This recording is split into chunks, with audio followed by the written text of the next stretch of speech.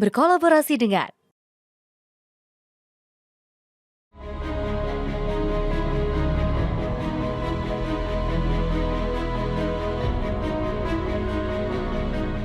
Ya, sebenarnya kemarin kan kalau kami menyampaikan bahwa benderanya itu nggak ada masalah. Benderanya itu kan banyak yang suka, banyak yang menyenangi itu benderanya yang ada. Nah, tapi apa yang kami sampaikan kemarin adalah bendera itu digunakan oleh sebagian pihak untuk kemudian melakukan hal-hal yang menurut kita itu bisa memecah belah bangsa kita. Tetapi secara keseluruhan bahwa kreativitas pengibaran bendera dan juga pemakaian bendera One Piece itu menurut kita nggak ada masalah.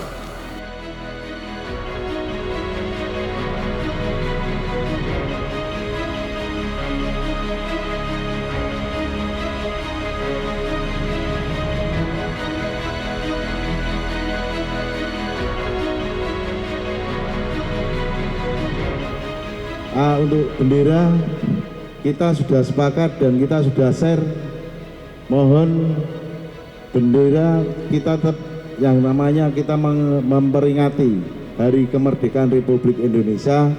Kita sebagai ketua umum untuk menginstruksikan harus bendera merah putih. Siapapun yang tidak mengikuti aturan dari organisasi sudah resiko ditanggung sendiri, bila mana perlu pemerintah untuk menindak tegas. Kita sepakat dan kemarin sudah kita rapatkan dengan pengurus setiap provinsi dan kabupaten kota, khususnya kita harus taat dengan aturan undang-undang di negeri kita ini. Bendera nanti teman-teman pengemudi wajib memasang di armada di rumah untuk memperingati pahlawan-pahlawan kita yang telah memperjuangkan di bangsa dan negeri kita ini.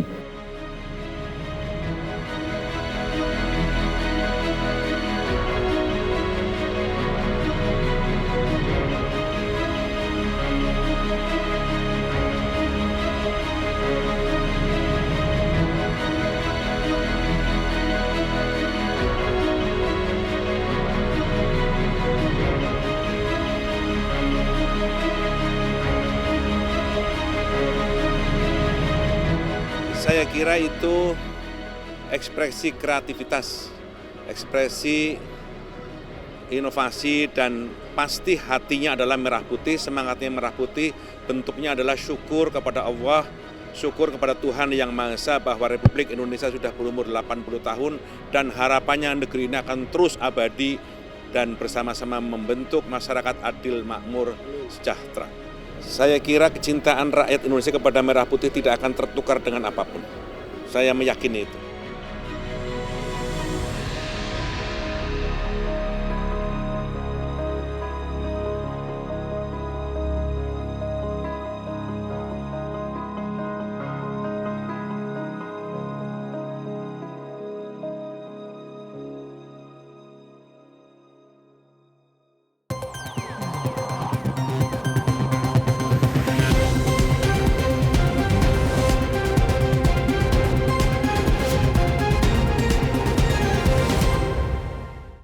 Pemirsa, HUT ke-80 Republik Indonesia, langit di sejumlah daerah tidak hanya dihiasi merah putih, tetapi juga bendera hitam bergambar tengkorak bertopi jerami Jolly Roger dari serial One Piece. Bagi sebagian anak muda ini hanyalah luapan kreativitas, cara unik merayakan kemerdekaan atau sekedar ikut tren budaya pop.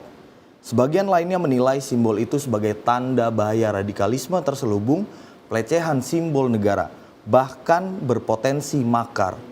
Meski undang-undang tidak melarang warga negara yang mengibarkan bendera bajak laut dari One Piece, namun apakah fenomena pengibaran bendera Jolly Roger jelang 17 Agustus bentuk kebebasan berekspresi atau justru malah provokasi?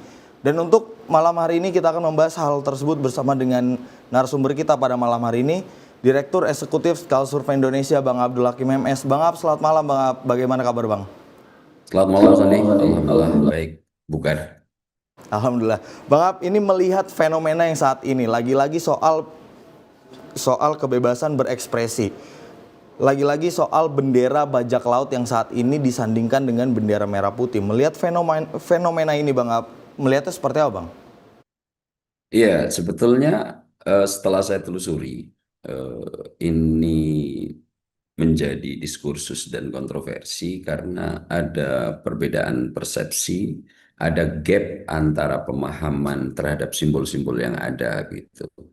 Jujur Mas Andi, saya sendiri adalah bukan sosok yang mengikuti cerita One Piece, kemudian penggemar One Piece gitu. Saya juga tahu terkait One Piece ini ketika kontroversi ini sudah mengemuka di area publik. Akan tetapi ketika kemudian ini menjadi rame-rame, saya tertarik itu untuk melihat sebetulnya letak persoalan utama kenapa ini menjadi kontroversi itu apa namanya, kok tiba-tiba menyandingkan bendera One Piece dengan merah putih. Saya mencoba menelusuri jauh lebih dalam. Ada satu kesimpulan bahwa saya melihat ada perbedaan atau gap yang cukup besar antara kalangan-kalangan yang pro dan kontra ini terkait pemaknaan simbol. Nah, disinilah saya melihat ada benturan persepsi terkait dengan simbol-simbol yang dikemukakan di publik dan ini akhirnya menjadi ramai cukup luar biasa, Mas Andi. Bang Ab, ini kalau berbicara soal bendera One Piece, ada sejumlah kalangan yang menyebut kalau ini hal yang tidak etis. Sebenarnya mengapa hal ini dibilang tidak etis atau bahkan kalau melihat dari respon pejabat kita saat ini, meresponnya adalah hal-hal normatif saja bahwa itu adalah kebebasan berekspresi. Kemudian kalangan menengah ke bawah juga ada yang meresponnya kalau ini adalah hal yang tidak etis. Sebenarnya perbedaan pendapat ini mengapa ini terjadi Bang Ab? Menjawab pertanyaan barusan Mas Andi, saya jadi ingat apa namanya sosok teoretikus yang disebut sebagai Bapak Semiotik dunia ya, Bapak ahli ilmu tanda, namanya Sanders Peirce. Ini adalah sosok ilmuwan Amerika. Jadi dalam pandangan sederhana yang bisa saya jadikan alat bantu iris melihat persoalan ini terkait dengan ilmu tanda, Mas Andi. Jadi Peirce ini membagi kita dalam berkomunikasi antar satu individu dengan individu yang lain, satu kelompok dengan kelompok yang lain itu kerap kali menggunakan tanda. Nah, dalam konteks penggunaan tanda ini, Peirce itu membagi tanda itu setidaknya ada 3 kategori lah gitu ya. Jadi tanda ini dipakai agar apa yang ada di kepala kita, apa yang ada di persepsi kita, apa yang ada di benak kita bisa kita komunikasikan dengan pihak lain. Nah, dalam konteks ini Peirce itu apa namanya ya, secara sederhana simplifikasi bisa membagi 3 bentuk tanda. Nomor satu, kita kerap kali berkomunikasi dengan yang lain itu memakai tanda yang disebut icon. Artinya apa? Apa yang kita representasikan ke pihak komunikan itu memang identik dengan apa atau wujud objek sejatinya. Misalnya Mas Andi foto, menggunakan foto Mas Andi di profile picture, bahwa nanti ketika orang melihat profil picture Mas Andi di WA, di akun media sosial, itu benar-benar Mas Andi, identik gitu. Bahwa foto Mas Andi dikomunikasikan ke orang bahwa akun itu milik Mas Andi. Nah, memang ada nilai identik yang kemudian simbol yang tanda yang dikeluarkan itu merupakan ciri khusus dan sangat identik dengan objek aslinya. Nah, ini disebut sebagai Peirce dengan istilah icon. Jadi identik dengan objek aslinya, tanda yang dikeluarkan kemudian bisa menjadi representasi terkait dengan objek aslinya, sehingga di situ cukup jarang untuk bisa menimbulkan perdebatan diskursus atau perbedaan persepsi. Nah, kelompok yang kedua atau pembagian tanda yang kedua, Peirce ini mengkonsepsikan sebagai apa namanya, indeks gitu ya, tanda yang terjadi karena memang ada hukum kausalitas gitu. Ketika kita berbicara asap,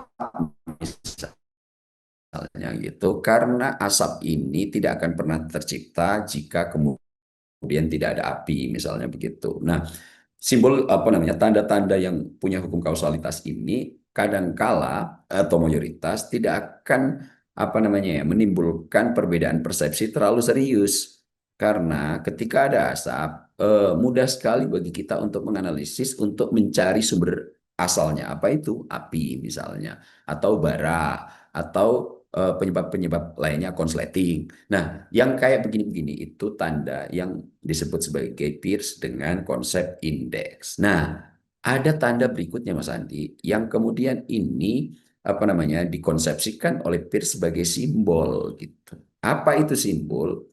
Simbol itu sign apa tanda yang apa namanya ya mewakili gagasan, kemudian nilai, kemudian makna yang ini hasilnya dari sebuah kesepakatan sosial gitu.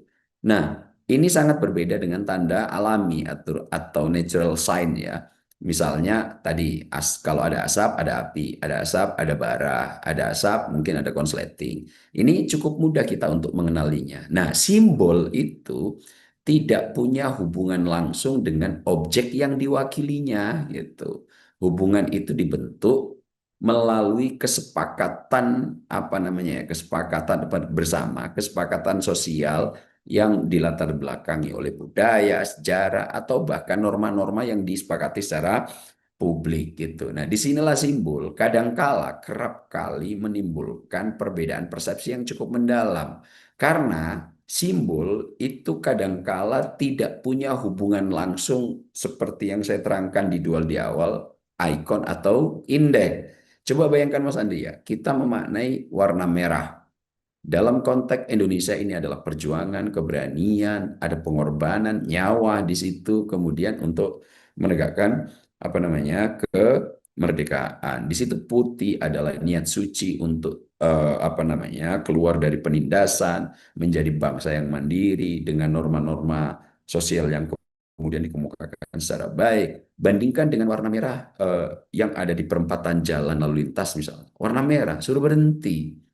Kemudian warna merah yang lain, banyak pemaknaan-pemaknaan yang secara konvensi sosial telah disepakati dalam konteks-konteks tertentu. Nah, simbol ini kadang-kadang antara apa yang direpresentasikan dengan konteks yang ingin disampaikan, kadang-kadang tidak ada identik-identiknya, bahkan kadang-kadang jauh dari apa yang terjadi secara objektif sesungguhnya begitu. Sama seperti tadi warna merah. Nah, dalam konteks yang lain, misalnya, ketika kita melakukan pemaknaan, bagi sebagian kalangan, tengkorak itu adalah tanda bahaya. Tengkorak itu tanda sangat apa namanya dilatar belakangi oleh ancaman. Tengkorak adalah gambar yang kalau kita kontekskan dengan One Piece, misalnya, ini adalah gambar perompak di laut atau bajak laut begitu.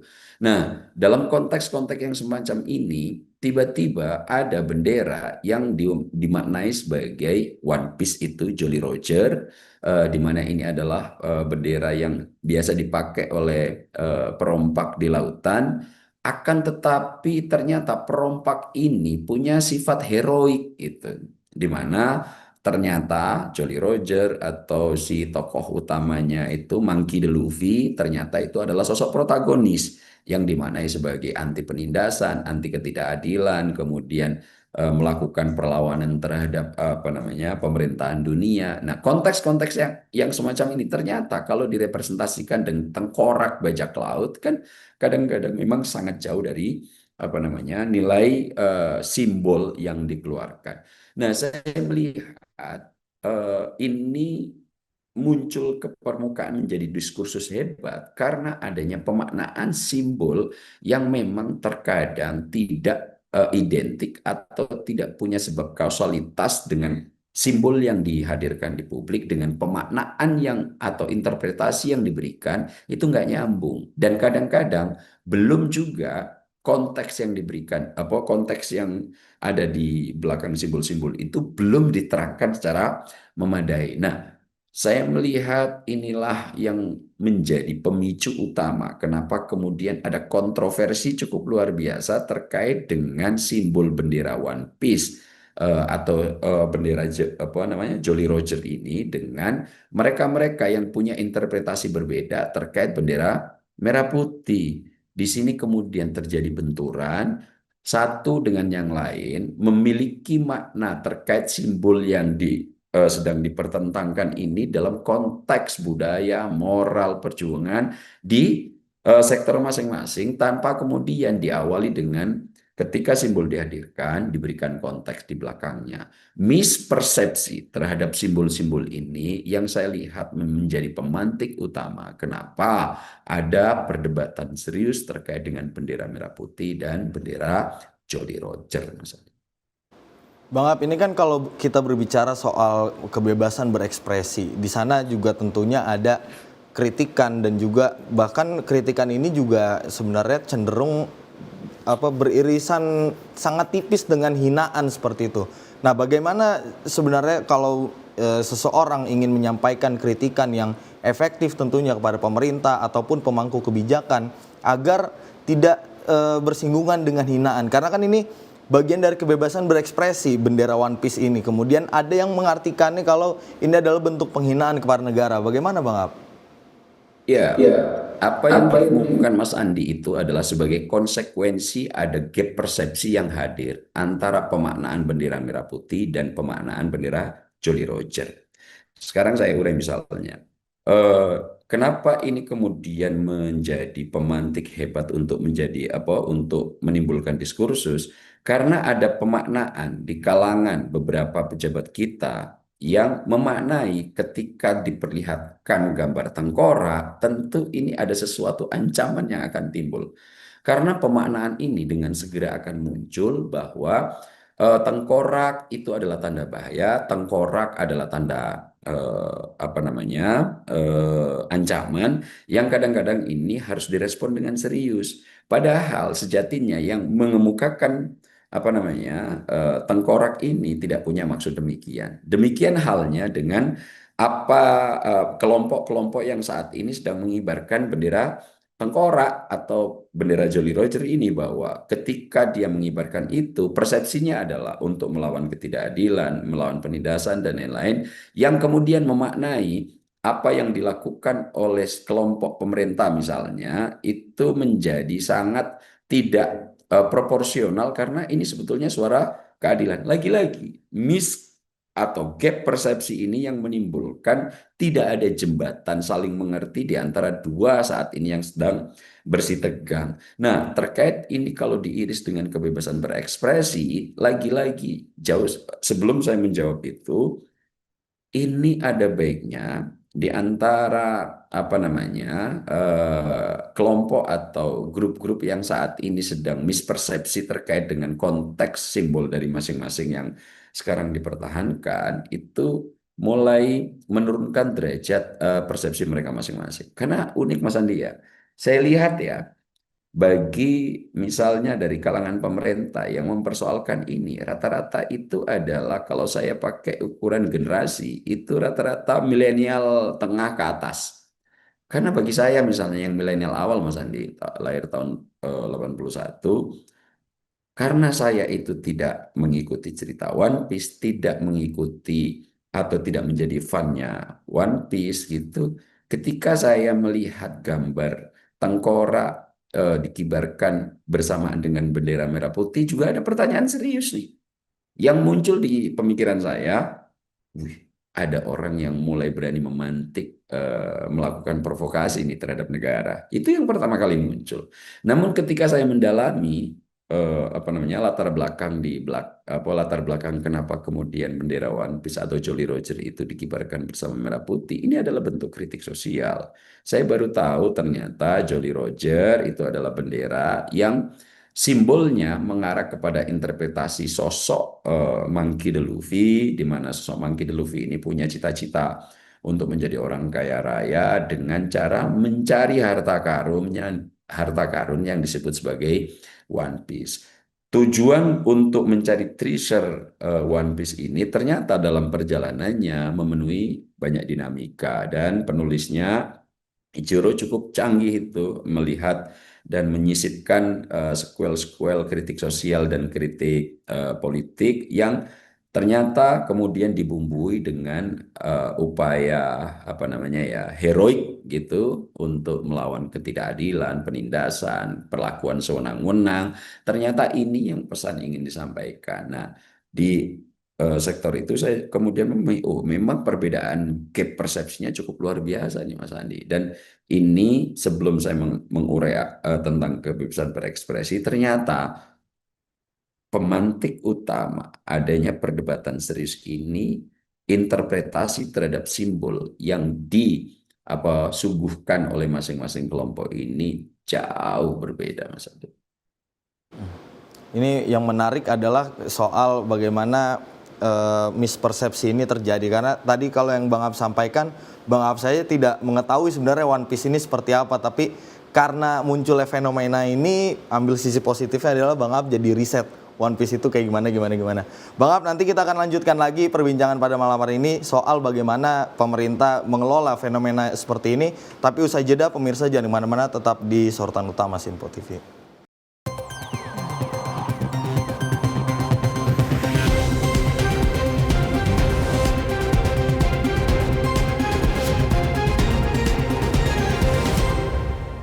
Apa Kareba Makassar? Kini siaran Sinpo TV telah hadir di kota Anda, Makassar, Sulawesi Selatan. Tentunya di channel digital 28 UHF. Dan pemirsa jangan lupa untuk terus melakukan scan ulang secara berkala agar tak ketinggalan dengan berbagai informasi dan tentunya program menarik di Sinpo TV. Sinpo TV, referensi berita politik masa kini. Napa kabar Banjarmasin? Saat ini siaran Sinpo TV dapat Anda saksikan di Banjarmasin, Kalimantan Selatan di channel digital 30 UHF. Segera scan ulang saluran digital televisi Anda untuk memastikan Anda dapat menikmati program-program terbaru di Sinpo TV. Sinpo TV, referensi berita politik masa kini.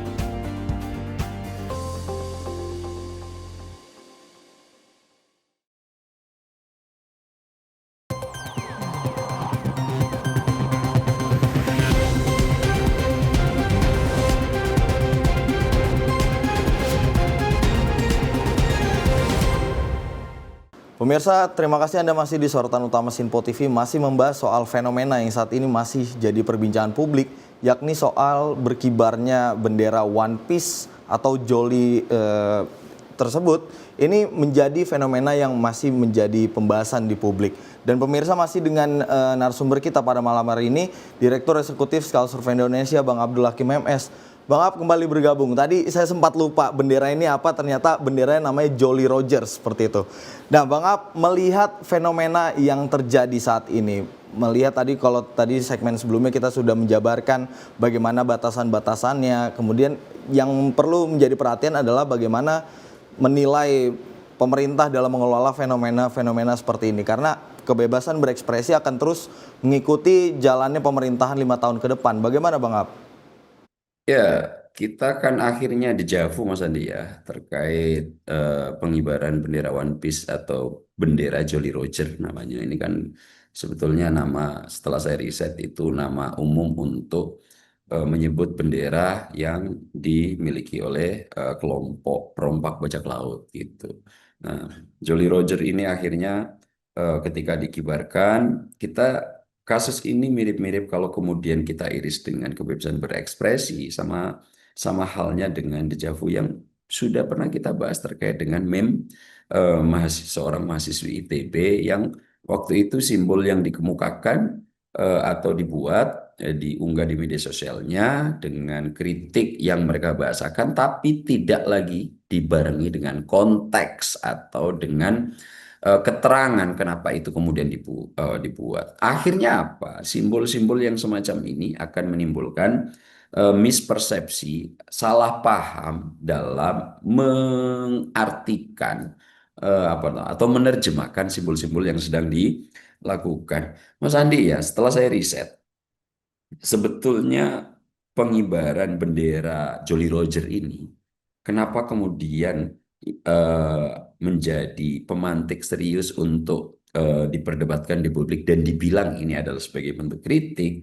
Setelah saya telusuri, sebetulnya bendera ini awal-awal dikibarkan itu oleh para supir truk yang coba untuk mempertanyakan ulang pemberlakuan kebijakan zero odor, apa itu zero over dimension dan apa namanya overlarge itu, bahwa sopir-sopir ini merasa kalau seandainya kebijakan ini yang rencananya akan dieksekusi pada bulan Juli tahun kemarin itu agak cukup memberatkan bagi mereka. Kenapa?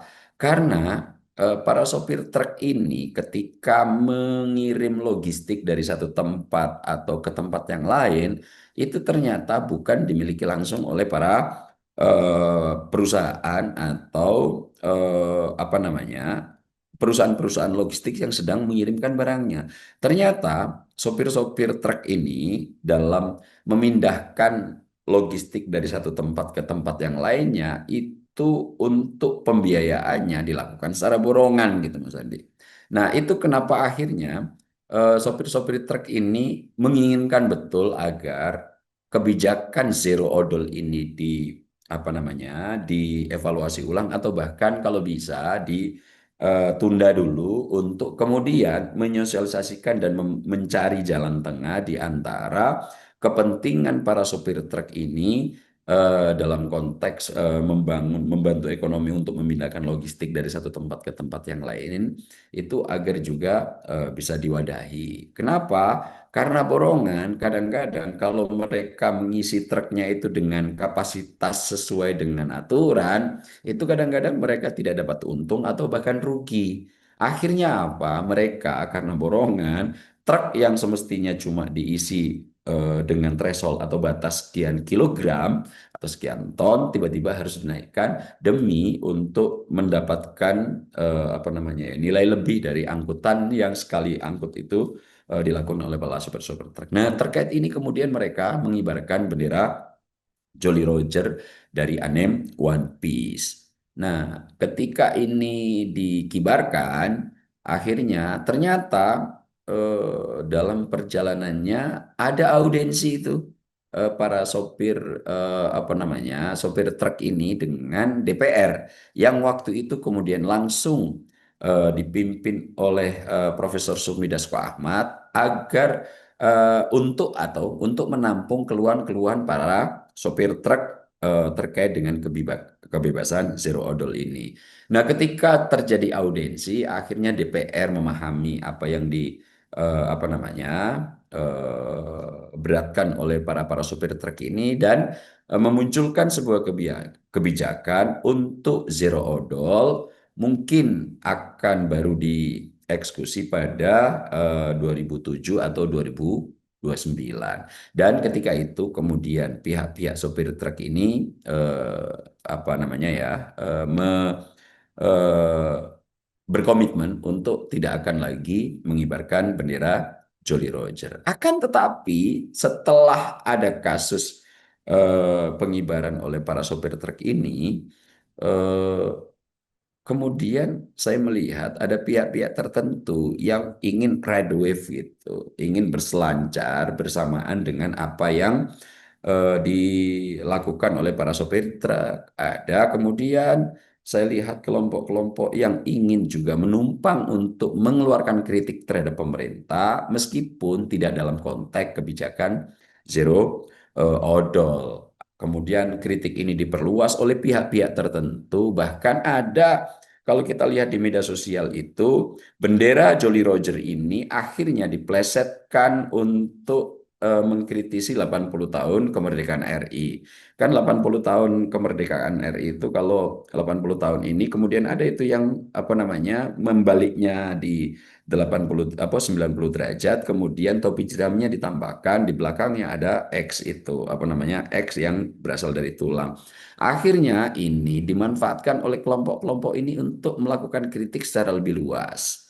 Bahkan kemudian kritik-kritik ini ketika saya melihat salah satu stasiun televisi, pihak fandom itu apa? Kelompok yang tergabung dalam apa penggemar One Piece itu kadang-kadang saya lihat mereka bingung gitu.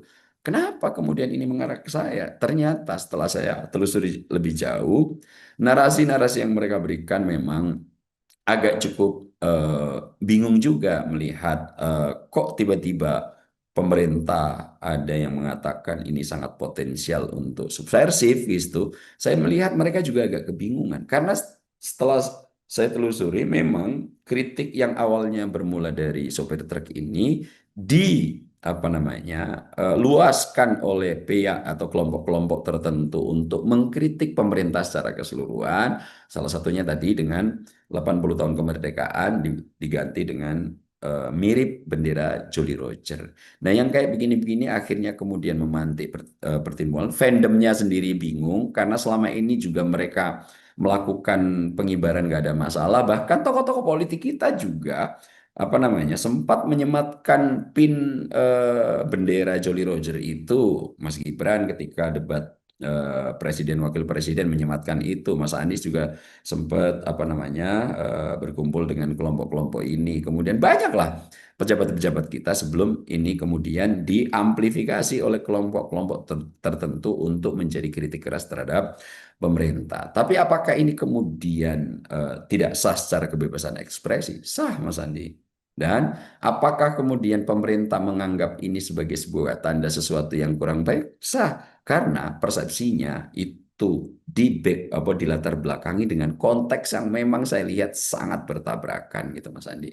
Di mana pejabat-pejabat pemerintah memang saya lihat yang cukup reaktif adalah mereka yang mayoritas berasal dari milenial akhir atau generasi X, baby boomer, bahkan cenderung mendekati generasi tradisional. Yang mungkin ya kalau diberikan apa namanya simbol dengan bajak laut, silang tulang di belakangnya, itu pasti persepsinya sama dengan saya. Ketika awal-awal saya melihat bendera merah putih dikibarkan bersama dengan bendera Jolly Roger gitu. Nah, di sisi yang lain, pengibaran ini dianggap sebagai sebuah kebebasan berekspresi yang awalnya dikibarkan pertama kali oleh supir truk, kemudian diamplifikasi oleh kelompok pengkritik tertentu untuk memperluas dimensi kritiknya terhadap pemerintah, yang akhirnya betul-betul kritik ini berhasil memantik oleh apa namanya pejabat-pejabat kita yang kemudian menafsirkan itu sebagai ancaman, dan disinilah letak kemudian pengkritik yang awalnya cuma dari supir truk bisa diperluas mendapatkan momentumnya. Dengan segera mereka mengamplifikasinya dari media sosial, media mainstream, kemudian ini kemudian diperdebatkan, bahkan beberapa stasiun televisi sempat membahas ini. Nah, inilah yang saya lihat apa namanya akar persoalan dari kenapa bendera merah putih dan bendera Jolly Roger ini dipertentangkan sampai menjadi diskursus yang paling hangat saat ini, Mas Adit. Artinya memang ada sebuah kelompok atau beberapa kelompok yang menunggangi isu ini sehingga menjadi fenomena saat ini Bang Ab. Karena kalau tadi penjabaran Bang Ab sebenarnya ini adalah hal yang biasa gitu kan. Tadi juga di segmen pertama juga sempat dijelaskan sama Bang Ab kalau sebenarnya kebebasan berekspresi soal bendera One Piece ini juga berada dalam perlindungan Undang-Undang Nomor 24 Tahun 2009 tentang bendera, bahasa dan juga lambang negara. Tapi Bang Ab menarik soal artinya kan gerakan ini disusupi atau fenomena bendera One Piece ini disusupi seperti itu. Apa dampaknya bagi ruang demokrasi Indonesia jika hal-hal seperti ini terus terjadi, Bang Ab? Nah, disitulah akhirnya interpretasi terhadap sebuah simbol itu akan sangat mempengaruhi bagaimana kemudian relasi sosial atau relasi kelompok atau bahkan negara berjalan. Di satu sisi, Mas Andi, bagi pejabat-pejabat yang saat ini mempersoalkan itu karena ada gap persepsi terhadap simbol, mengartikan bendera merah putih adalah sebuah yang sangat sakral. Kita tahu, di dalam bendera merah putih, di situ ada darah, di situ ada air mata, di situ ada nyawa. Demi apa? Utuhnya integrasi Indonesia sebagai sebuah negara, sebagai kesatuan bangsa, dan sebagai kesatuan kebudayaan. Jadi, simbol merah putih tidak hanya kain yang warnanya merah dan putih, dimaknai oleh mereka-mereka yang saat ini cemas dengan dikibarkannya bendera merah putih bersamaan dengan Jolly Roger, karena memang kesakralan bagi mereka bendera merah putih itu luar biasa. Lagi-lagi ada darah, air mata, perjuangan, pengorbanan untuk apa? Tidak lagi ditindas kita. Dan itu adalah simbol integrasi nasional. Bahkan kesakralan ini, Mas Andi, akhirnya diterjemahkan untuk melindungi nilai-nilai moral sakral yang ada di Merah Putih.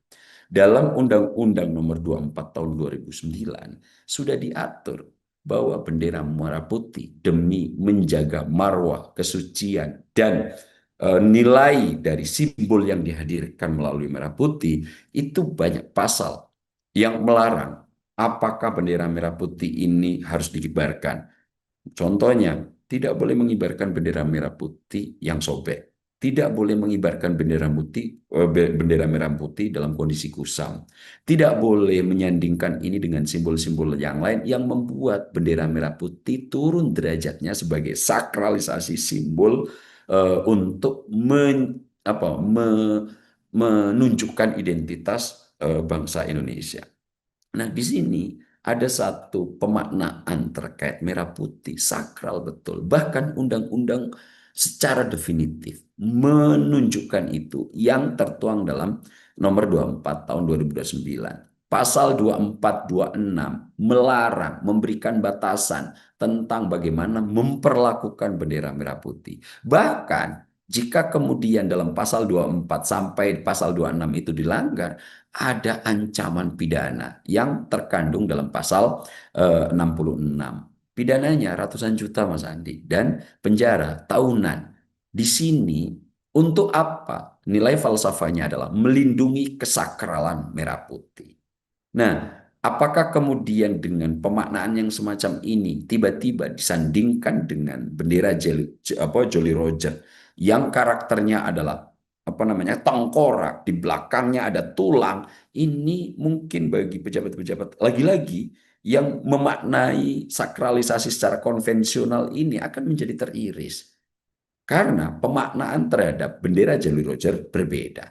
Nah, di sisi sebaliknya, mungkin kelompok-kelompok yang kemudian mengibarkan ini tidak kemudian mencoba memahami penuh terkait interpretasi kesakralan merah putih, menganggap merah putih tidak lebih baik dari bendera Jolly Roger. Kan itu nanti pesan yang diterima oleh pejabat-pejabat yang saat ini mempersoalkan. Padahal kelompok-kelompok ini ingin mengatakan bahwa saat ini ketidakadilan itu masih banyak merajalela. Dipandang masih ada kesewenang-wenangan, dipandang ada distribusi kekayaan negara yang belum maksimal sehingga kemiskinan masih ada di mana-mana. Nah, yang kayak begini-begini ini yang kemudian akhirnya untuk melindungi diri dalam konteks mengibarkan bendera merah putih dan bendera Jolly Roger, mereka berlindung di konteks kebebasan berekspresi.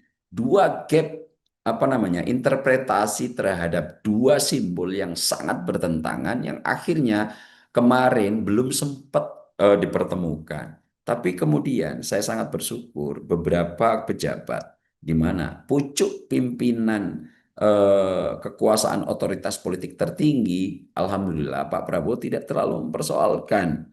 Di samping itu kemudian saat ini sosok yang dipandang sebagai tokoh nomor 2 di Indonesia meskipun tidak dalam lembaga yang sama yaitu DPR, Profesor Sufmi Dasko Ahmad juga komentar yang ada di sisi yang cukup meneduhkan. Gimana di awal-awal beliau mungkin ini pun berpotensi untuk memecah belah, tapi ketika konteksnya sudah beliau pahami, interpretasinya agak berubah. Ini adalah kebebasan berekspresi biasa, tapi garis bawahnya jika ini digunakan untuk memprovokasi atau memecah belah bangsa, tentu ini harus mendapatkan penanganan serius. Nah, hal-hal yang semacam ini kita jadi dejavu yang sudah kita lakukan waktu itu, di mana penanganan terhadap meme ITB juga sama, simbolnya cukup asusila begitu, tanpa harus dikasih teks, tapi kemudian karena pejabat-pejabat kita mengelola itu tidak kemudian sangat reaktif dengan tindakan yang berlebihan, akhirnya sampai sekarang kritik terkait meme ITB mereda dengan segera, Mas Andi. Nah, Saya berharap dengan adanya respon Presiden Prabowo Subianto, kemudian Profesor Sumi Dasko Ahmad, Mendagri, Mensesnek Mas Prasetyo Hadi, kemudian dengan pejabat-pejabat lainnya yang kemudian mulai bisa menjembatani konteks antara Merah Putih dan Jolly Roger, bersikap lebih adem sehingga sempat sikap-sikap katanya ada sweeping, ada razia untuk pengibaran bendera One Piece yang karena latar belakang persepsi yang berbeda agak sedikit mulai bisa diredam misalnya. Ya, bersyukurnya ada sejumlah tokoh yang dalam arti memahami kontekstual fenomena ini bisa lebih mengayomi seperti itu. Karena kalau kita lihat Wakil Ketua DPR juga kemarin sempat memanggil asosiasi dari pengendara truk se-Indonesia dan tentunya respon dari Presiden Prabowo Subianto juga patut diapresiasi, Bang Ab. Nah, namun kita sepertinya akan coba flashback ke beberapa episode sebelumnya, Bang Ab, soal bagaimana batas-batas kebebasan berekspresi khususnya di era digital. Tapi usai jeda, Bang Ab, pemirsa jangan kemana-mana, tetap di sorotan utama Sinpo TV.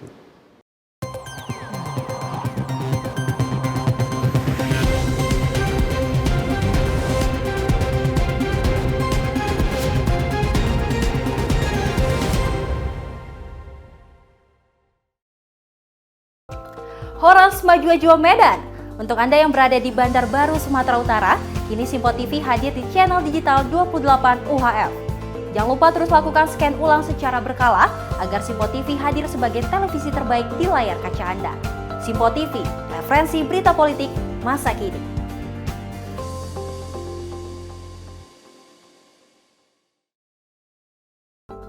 Sampurasun Jawa Barat. Saat ini siaran Sinpo TV telah hadir di Cirebon, Jawa Barat di channel digital 29 UHF.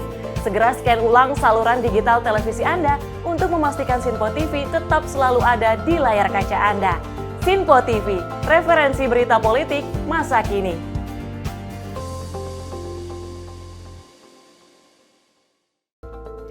Via kabaran Des Jawa Tengah, bagi Anda yang berada di Gombel, Jawa Tengah, siaran Simpo TV kini telah hadir di channel digital 30 UHF.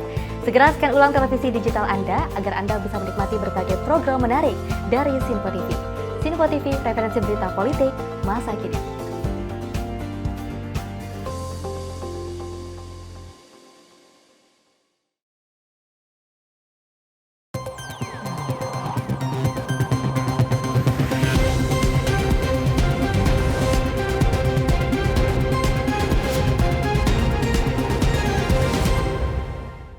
Pemirsa, Anda masih di sorotan utama Sinpo TV, masih bersama dengan narasumber kita pada malam hari ini untuk membahas bagaimana fenomena yang saat ini masih menjadi perdebatan di publik, yakni berkibarnya bendera One Piece di bawah bendera merah putih. Masih bersama dengan Direktur Eksekutif Skala Survei Indonesia, Bang Abdul Hakim MS. Bang Ab, kembali melanjutkan soal perbincangan kita pada malam hari ini. Kalau berbicara soal kebebasan berekspresi, Bang Ab, ini kan adalah hak untuk menyampaikan pendapat, gagasan, ataupun perasaan yang secara bebas. Itu banyak juga melalui berbagai cara, yakni lisan, tulisan, maupun postingan di media sosial. Sebenarnya batasan-batasannya dalam menyampaikan kebebasan berekspresi ini, khususnya di era digital saat ini, seperti apa, Bang Ab? Iya Mas Andi ya, sesuai yang pernah kita diskusikan, kita flashback untuk kala kita membahas kebebasan berekspresi dalam pembuatan meme mahasiswi ITB yang waktu itu dengan representasi dua kepala negara, satu definitif, satu sudah former gitu, mantan, yaitu Pak Prabowo dengan Pak Jokowi yang kemudian berciuman. Itu agak cukup asusila lah ya dalam konteks simbol, tapi harapan dari yang membuat ternyata meskipun konteksnya diterangkan belakangan ternyata ingin melakukan kritik terhadap pemberlakuan AI atau menyebarluasnya AI, artificial intelligence, yang ini harus mulai diatur dengan serius dalam konteks kebijakan yang lebih definitif dalam bentuk undang-undang. Nah, kita melihat apa yang dilakukan terkait dengan pengibaran bendera Jolly Roger yang berdampingan dengan bendera merah putih juga sebetulnya sama. Banyak dari kalangan mereka melakukan pembentengan bahwa ini adalah kebebasan berekspresi. Mas Andi, kita negara demokrasi, kebebasan berekspresi dalam konteks Undang-Undang Indonesia sebagaimana Mas Andi nukil tadi sudah dilindungi dalam pasal 28E Undang-Undang Dasar 45, di mana ekspresi itu menjadi salah satu bagian yang kemudian diberikan pengamanan cukup serius oleh undang-undang kita. Namun Mas Andi, bahkan di negara yang punya literasi sistem liberal paling klasik, itu pun kebebasan berekspresi masih ada batas-batasnya. Apa itu? Saya nukil aja. Tokoh utama dari liberalisme klasik yang kemudian salah satunya bicara terkait dengan kebebasan berekspresi adalah John Stuart Mill.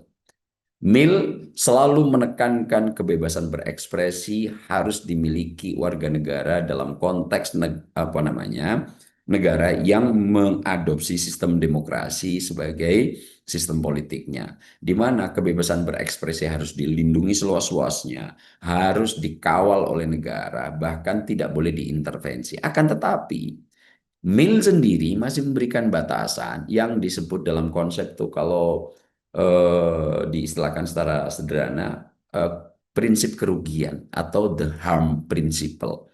Kau boleh bebas, sebebas-bebasnya berekspresi, mengeluarkan pendapat, membuat simbol, menginterpretasikan simbol. Tapi dalam jangka tertentu masih ada the harm principle. Apa itu? Selama tidak mengiris kerugian orang lain. Apa itu kerugian orang lain? Nah, di sini memang Mill masih mendefinisikan kerugian orang lain lebih kepada kerugian material. Jadi misalnya Mas Andi menghina saya, kemudian hinaan Mas Andi itu tidak sampai merugikan secara material terhadap saya, maka itu bukan lagi sebagai pembatas kebebasan berekspresi. Masih boleh Mas Andi menghina saya. Kemarahan yang misalnya saya marah, saya benci, saya dengki dengan Mas Andi gara-gara saya dihina sama Mas Andi, itu kalau Mill masih mengkonsepsikan ini masih boleh. Kemarahan, kebencian, kemudian rasa tidak suka iri dengki itu bukan batas ketika orang melakukan kebebasan berekspresi. Memang kebebasan berekspresi baru hanya dibatasi ketika sudah menimbulkan kerugian fisik atau material, misalnya telah melukai saya, dia masuk pekarangan rumah saya atau menggores luka di badan saya. Nah, itu harm principle-nya Stuart Mill ada di situ. Nah, tapi Mas Andi, dalam perkembangannya, kebebasan berekspresi dengan the harm principle yang dimiliki Mill ini, itu kemudian diperluas oleh ilmuwan kontemporer modern dari Amerika, Joel Weinberg gitu. Bahwa ternyata harm principle yang dikeluarkan oleh Mill ini terkait dalam pandangan liberalisme klasik belum memadai. Bagi Weinberg, ternyata masih ada yang perlu diberikan kriteria-kriteria khusus ketika kita sudah menyerang seseorang dan menimbulkan dampak psikologis. Itu juga bagian dari the harm principle, atau kalau dalam konteks Joel Weinberg ini namanya offense principle. Jadi saya akan mengutip dua ilmuwan ini. Kalau Mill sebagai mbahnya liberalisme klasik, harm principle itu masih digarisbawahi terkait kerugian material gitu ya, kerugian yang secara fisik bisa dilihat wujudnya. Tapi kemudian ini dipertegas oleh Weinberg, di mana dia mengatakan hal-hal psikologis juga perlu diperhatikan sebagai batasan kebebasan berekspresi, di mana kebebasan berekspresi ini jika satu kriterianya si Weinberg ini, kalau kemudian dia intensitas apa yang dilakukan itu sangat menyinggung secara kelompok, moral, kemudian kebudayaan setempat, ini juga bisa menjadi batasan kebebasan berekspresi. Yang kedua, saya mencatat, misalnya jika kebebasan berekspresi ini telah berdampak sangat luas terkait dengan kehidupan komunal masyarakat tertentu, ini juga bisa menjadi kriteria ekspresimu sudah dibatasi di situ.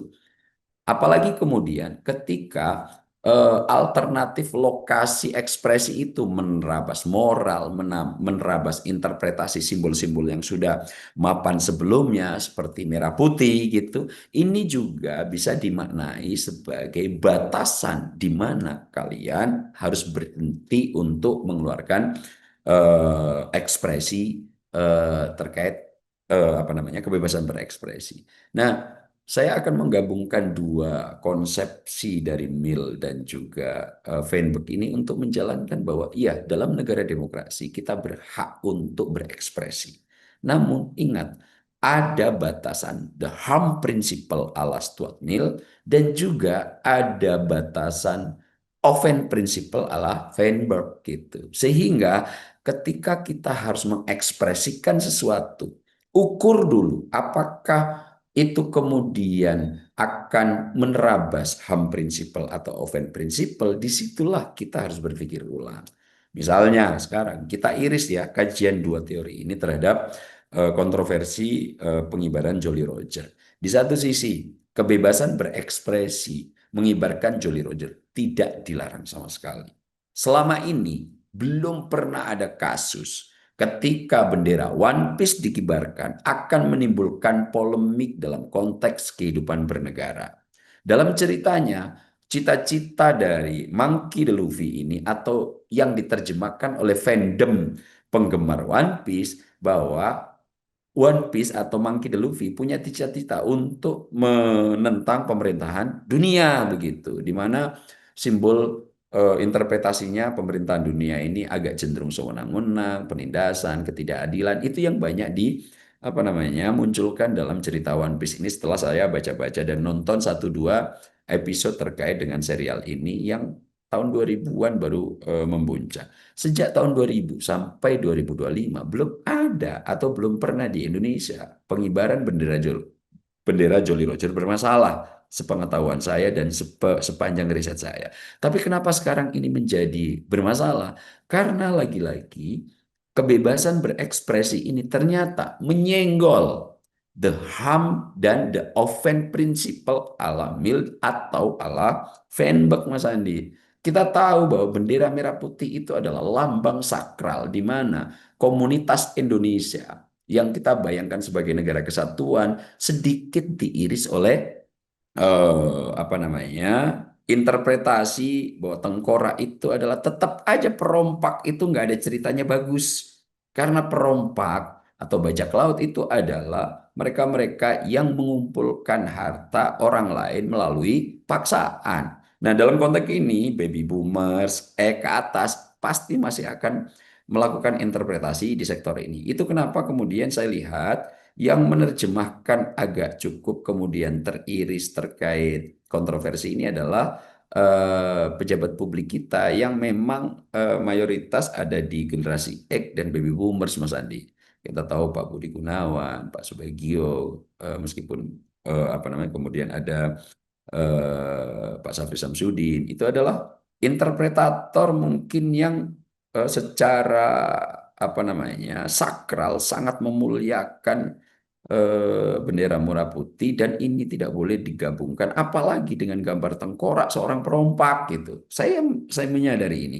Nah, di sisi lain juga kemudian pengibar bendera One Piece ini sudah kemudian coba ditumpangi oleh mereka yang ingin melakukan kritik secara lebih serius terhadap pemerintah meskipun asalnya adalah dari supir truk untuk apa namanya memprotes sedikit pemberlakuan kebijakan zero odol yang sebetulnya itu sudah diwadahi oleh DPR begitu dan akhirnya kebijakan zero odol ini sudah ditunda. Nah, disinilah saya melihat, hai adik-adik atau masyarakat Indonesia, kebebasan berekspresi dalam negara demokrasi dilindungi. Pasal 28 pasal 28E Undang-Undang 45. Keputusan-keputusan Mahkamah Konstitusi juga banyak yang melindungi kebebasan berekspresi, tapi garisnya jelas tuh harus dilakukan secara proporsional. Dalam konteks teoretikal, ada HAM principle ala Stuart Mill, ada offense principle ala Feinberg. Sehingga nanti kalian semua ketika melakukan ekspresi, pikirkan juga untuk tidak menggores yang mengakibatkan kerugian orang lain atau kelompok yang lain. Ini harus bijak di antara kedua belah pihak. Pemerintah mulai memahami kritik yang hadir, tapi kemudian juga pengkritik harus mulai memahami bahwa kebebasan berekspresi itu ada batasnya. Apa? Ham prinsipal dan offense prinsipal. Nah, jika kemudian ini bisa pahami secara lebih serius, ini akan segera meredah konflik ini. Dan saya lihat Pak Prabowo cukup arif dalam menyikapi ini, tidak mempersoalkan pengibaran bendera One Piece yang berdiri berkibar berbarengan dengan bendera merah putih. Tapi kita juga harus memahami prinsip atau kritik atau harapan dari tokoh-tokoh bangsa ini yang janganlah kemudian kesakralan merah putih dicederai atau dinodai dengan bendera tengkorak bajak laut. Pun demikian bagi mereka yang mengibarkan bendera One Piece, kritik tetap harus kemudian disertakan konteksnya, karena kalau nanti tidak disertakan konteksnya, ini kan semua berawal dari situ. Meme ITB membuat dua presiden melakukan kegiatan yang dalam tanda kutip tidak sopan di bangsa Indonesia tanpa memberi konteks. Yang kedua, bendera Jolly Roger dikibarkan juga tanpa memberikan konteks. Akhirnya menimbulkan mispersepsi yang kemudian timbullah diskursus yang saat ini terjadi, Mas Adi. Ya, artinya memang semua kritikan yang disampaikan harus kontekstual seperti itu Bang Ap ya. Tapi kalau yang tadi Bang Ap jabarkan, ada beberapa tokoh yang sebenarnya memahami konteks ketika merah putih ini meresponnya cukup luar biasa seperti itu. Memang ada perbedaan mispersepsi di sana ya. Yaitu tadi yang Bang Ap sampaikan adalah kritikannya tidak kontekstual, makanya hal-hal sakral seperti lambang merah putih ini cukup diresponnya cukup begitu keras seperti itu. Bang Ap, sekali lagi terima kasih sudah mau berbincang. Ini sebenarnya banyak yang mau dibahas soal kebebasan berekspresi, tapi karena keterbatasan waktu, nanti kita akan lanjut di lain waktu. Sekali lagi terima kasih Bang Ap, mohon maaf kalau ada salah-salah kata. Selamat malam Bang Ap. Pemirsa, peringatan HUT kemerdekaan ke-80 Republik Indonesia dinodai atau diwarnai sebuah fenomena baru muncul di media sosial, yakni pengibaran bendera One Piece atau Jolly Roger. Banyak yang menilai simbol bajak laut yang dikibarkan masif akhir-akhir ini bentuk penghinaan terhadap jasa-jasa para pahlawan yang sudah berjuang dengan darah demi sang saka merah putih. Intinya pemirsa, ikuti zamanmu, jangan pernah lupakan sejarahmu. Saya Andi Rezali mewakili segenap kru yang bertugas pamit undur diri. Selamat malam, sampai jumpa.